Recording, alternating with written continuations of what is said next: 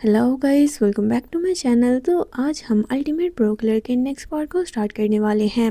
अगर आपको ये मांगा अच्छा लग रहा हो और आप इसके नेक्स्ट पार्ट जल्द से जल्द देखना चाहते हैं तो प्लीज़ वीडियो को लाइक करके ज़्यादा से ज़्यादा सपोर्ट करें। अगर लाइक कर दिया हो तो चलिए एक्सप्लेनेशन स्टार्ट करते हैं। तो चैप्टर की स्टार्ट वहीं से होती है जहाँ पर ज्यूल ने तेमम से बोला था कि वो दिहू को बुलाने में उसकी हेल्प कर सकता है, लेकिन उसकी हेल्प बहुत ही अजीब थी। उसने तेमम को बांधकर एक बार टब में लेटा दिया और दिहू की वीडियोस दिखाने लगा। जैसे ही दिहू को देखकर हमारा तेमम एक्साइटेड होता है तो ज्यूल उसे बुरी तरह से टॉर्चर करने लगा, ये बोलकर कि मैं बस तुम्हें पेन दे रहा हूँ और नेक्स्ट टाइम जब भी तुम दिहू को देखोगे तो उसे देखकर तुम्हें यही फीलिंग्स याद आएंगी और तुम्हारी बॉडी उससे दूर भागेगी। काफी देर तक वो ऐसे ही तेमम को टॉर्चर करता रहा, लेकिन एट द एंड वो बेचारा खुद ही बुरी तरह से थक जाता है। दूसरी तरफ तेमम पर तो उसकी मार का कोई असर नहीं हुआ, वो अभी भी दिहू को देखकर एक्साइटेड ही था। थोड़ी देर बाद चिकन शॉप के पीछे वाला वो डोर ओपन हुआ जहाँ से हमारा तेमम बाहर निकलता है। उसका फेस दोबारा से बिल्कुल वैसे ही एक्सप्रेशनलेस हो गया और पूरी तरह वो चोटों से भरा हुआ था, लेकिन वो तो ऐसे चलकर बाहर आया था जैसे उसे इतनी ज्यादा मार से कोई फर्क ना पड़ता हो। उसके पीछे पीछे ज्यूल भी ऑकवर्ड से चलता हुआ बाहर निकल आया। वो दोनों बॉस के पास जाकर खड़े हो गए जहाँ पर बॉस बैठकर अनियन कट कर रहे थे और अब तक उन्होंने ऑलमोस्ट सारा काम फिनिश कर लिया था।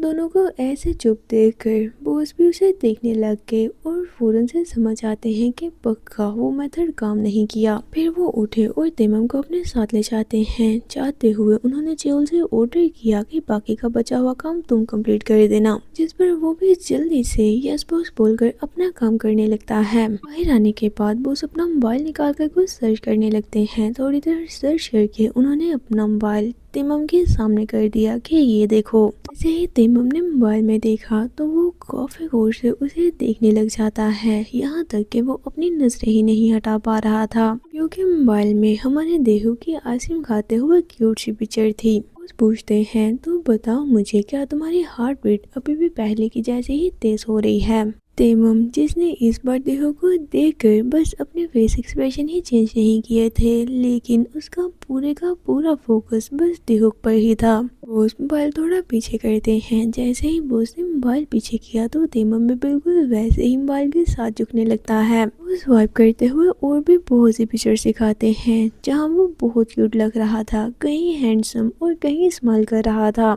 जैसे ही उन्होंने पिक्चर्स दिखाना बंद की तब जाकर तेमम मोबाइल से दूर हटता है। ये देखकर वो थोड़ा चौंक गए और फिर आगे बढ़ते हुए सामने रखे एक डार्ट गेम पर कुछ करने लगते हैं। उन्होंने डार्ट डॉट पर दियो की पिक्चर लगा दी और उसे बोलते हैं, क्यों ना तुम इस बार इस पिक्चर पर पूरे 10 बार डॉट से हिट करो। पहले ज्यूल ने उसकी हेल्प की और अब ऐसा करके बॉस उसकी हेल्प करने का ट्राई कर रहे हैं। उन्हें डार्ट्स तेमम के हाथ में पकड़ा दिए जो कि पूरी तरह से फोकस्ड होते हुए उस पर पॉइंट करता है। ऐसे ही उसने पूरे के पूरे 10 डार्ट हिट कर दिए, लेकिन जब बॉस ने वो देखा तो वो बिल्कुल ही डिसपॉइंट हो जाते हैं क्योंकि वो किलर जो कि कभी भी अपना निशाना नहीं चूकता था, उसे एक भी डार्ट दिहू के फेस पर हिट नहीं किया गया। बॉस बोलते हैं, तो तुम ज्यूल के इतने लंबे सेशन से बस यही सीख पाए हो कि अपने इस पोकर फेस को कैसे छुपाना है।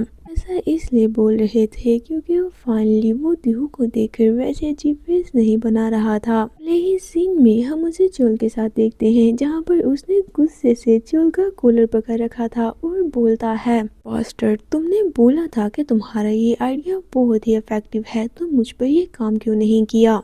ज्यूल गुस्से से खुद को छुड़ाते हुए उल्टा उसी पर ही चलाने लग गया। लेकिन फिर भी तुम्हें मेरा ग्रेटफुल होना चाहिए क्योंकि एट लीस्ट अब तुम दोबारा से वो डिस्गस्टिंग फेस एक्सप्रेशन तो नहीं बना रहे ना। इसमें मेरी कोई गलती नहीं कि तुम इतने ढीठ निकले, इतनी मार का भी तुम पर कोई असर नहीं हुआ। शायद मुझे तुम्हें थोड़ा और मारना चाहिए था।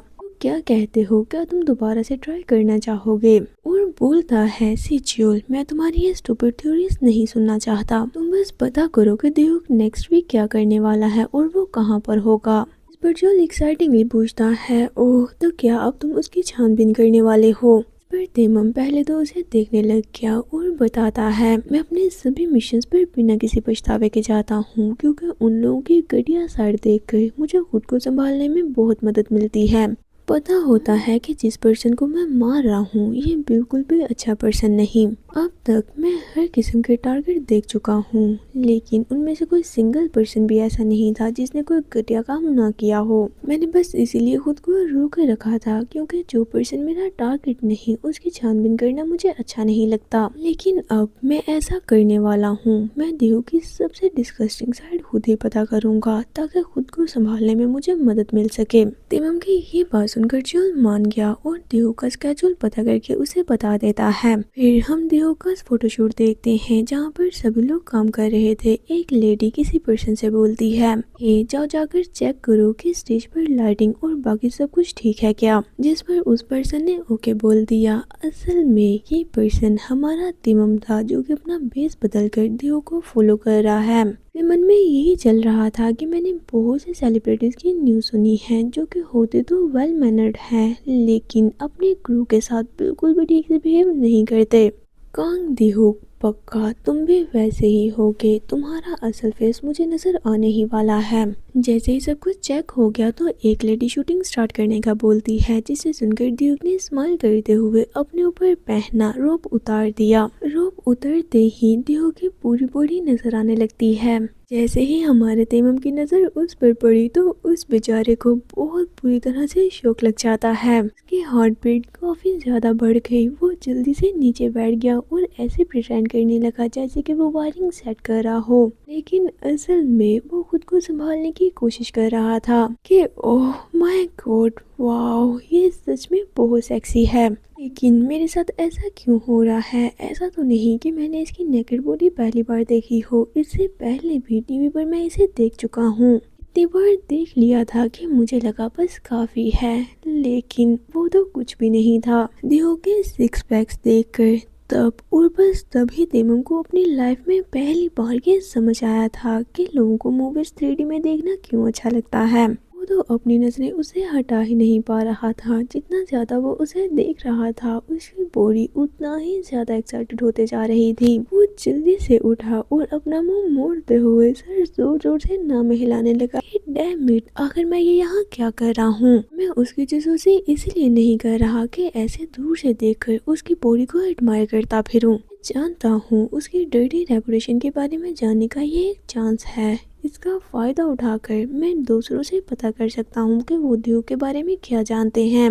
ये सोचते हुए वो दोबारा से बिल्कुल सीरियस होकर अपने मिशन पर लग गया। उसे दो लेडीज खरीदेहू के बारे में बातें करती हुई सुनाई दी। एक बोलती है, क्या उसने तुम्हारे साथ भी ऐसा किया था? पता नहीं वो ऐसा करना कब बंद करेगा। सुबह जब मैं ब्रेकफास्ट कर रही थी तो वो मेरे पास आकर जोक सुनाने लगा। मुझे टीज करने की पूरी कोशिश कर रहा था। उसे इतना क्लोज से देखकर मैं तो पूरी तरह से ही फ्रीज रह गई थी। वो बहुत ही क्यूटली स्माइल कर रहा था, बिल्कुल किसी इनोसेंट पपी की तरह। ऐसे उसके जोक्स बहुत ही बेकार हैं। ये बताते हुए वो दोबारा से हंसने लगी। इस पर सामने वाली लेडी बताती है, वो बस ऐसा इसलिए करता है क्योंकि हमें स्माइल करते हुए देखना उसे अच्छा लगता है। हमारा तेमम जो कि पीछे से पूरा फोकस्ड होकर उनकी बातें सुन रहा था कि उसे जो कि कोई पूरी बात सुनने को मिलेगी, लेकिन ये बात सुनकर वो तो और भी ज्यादा फ्रस्ट्रेट हो गया कि आखिर ये क्या था। मुझे ऐसा क्यों फील हो रहा है कि कोई मेरे हार्ट को बुरी तरह से स्क्वीज कर रहा हो। मैं बस किसी को जोर से पंच करना चाहता हूँ। मैं तो ये इमेजिन भी नहीं कर पा रहा कि उस तरह से जोक करते हुए वो कितना ज्यादा क्यूट लग रहा होगा। उसकी पर्सनैलिटी ही पूरी तरह से क्यूट है। नहीं नहीं, मैं ऐसा नहीं सोच सकता। मुझे खुद पर काबू रखना होगा। कोई भी पूरी तरह से परफेक्ट नहीं होता। एट लीस्ट कोई एक तो ऐसी चीज होगी जिसे दूसरे नफरत करते होंगे। बस मुझे पेशेंस रखना है जब तक मुझे वो पता ना चल जाए। ऐसे ही काम करते हुए सुबह से लेकर शाम हो गई, लेकिन उसे दियो के बारे में वो बात नहीं पता चली। लास्ट शूट की प्रिपरेशन चल रही थी। एक लेडी हमारे तेमम से बोलती है, हे इस शूट में वो गीला होने वाला है, जाओ जाकर उसके ड्रेसिंग रूम में चेंज करने के लिए क्लोथ्स और टॉवल रेडी करो। जिस पर तेमम ओके बोलकर ड्रेसिंग रूम में चला गया। वहाँ जाते ही उसने गुस्से से क्लोथ्स वहाँ फेंक दिए और दोबारा से अपनी ट्रू सेल्फ में आकर बोलने लगता है क्या सच में वो एक ह्यूमन ही है। ऐसा हो ही नहीं सकता कि सेलिब्रिटी होने के बावजूद उसमें कोई घटिया हरकत ना हो। कुछ तो अजीब होना ही चाहिए था। आज जो कुछ भी मैंने देखा उसके अकॉर्डिंग करियर वाइज जितने भी लोगों के साथ उसने काम किया है वो उस पर ट्रस्ट करते हैं और उसे काफी ज्यादा अप्रिशिएट भी करते हैं। पर्सनल लेवल पर उसकी पर्सनैलिटी बहुत ही चार्मिंग है। वो सभी के साथ इजीली घुल मिल जाता है और सभी उसके आसपास होने से कंफर्टेबल फील करते हैं। वो कोई एंजल तो नहीं है,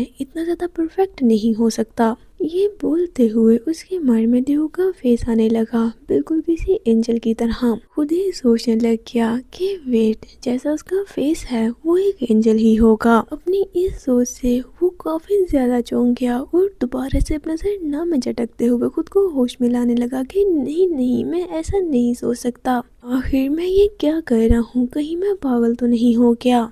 इतने में उसे किसी के रूम में आने की आवाज़ सुनाई देती है, जिसे सुनकर वो पूरी तरह से फोकस्ड हो गया। यहाँ ड्यूक और उसका मैनेजर आए थे। मैनेजर बोल रहा था कि आज का फोटोशूट बहुत अच्छा रहा, तो क्यों ना अब चलकर डिनर कर लें। उसी तरफ ड्यूक जो कि डोर ओपन करके अंदर आते हुए बोलता है क्यों ना पहले मैं चेंज कर लूँ, उसके बाद चलते हैं। दूसरी तरफ अंदर हमारा तेमम खड़ा था। सिचुएशन काफी ज्यादा इंटेंस हो चुकी थी। तो गाइस, क्या लगता है आपको, क्या आज दी हुक तेमन को ऐसे यहाँ देखकर पहचान लेगा? जल्दी से यस और नो में अपना आंसर कमेंट बॉक्स में ज़रूर लिखें। इसी के साथ आज का ये पार्ट यहीं पर एंड करते हैं। अगर आपको ये वीडियो अच्छी लगी हो और आपने इसे यहाँ तक देखा है तो प्लीज़ जाने से पहले इसे लाइक ज़रूर करते जाएं और साथ ही साथ मेरे चैनल फन एक्सप्लेनेशन को सब्सक्राइब भी कर दें ताकि आने वाली नेक्स्ट वीडियो आप सबसे पहले देख पाएँ। तो चलिए मिलते हैं आपसे नेक्स्ट वीडियो में। Until that stay with me and bye bye.